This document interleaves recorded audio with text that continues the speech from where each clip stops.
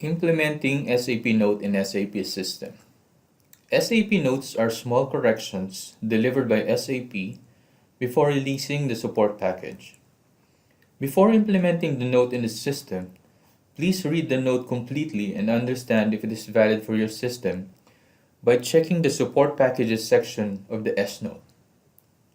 In the SAP GUI, verify if this can be implemented in the system by choosing System, Status, and Details. To implement the SAP note, call up transaction S note.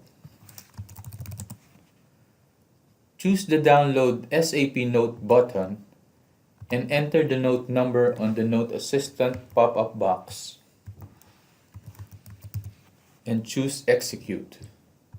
The SAP Note number will now be visible under the new node of SAP Notes. Double-click on the SAP Note and the contents of the note will appear. Choose Implement SAP Note button. The system would ask for a transport. Enter the description and choose Continue button. SAP Note is now implemented.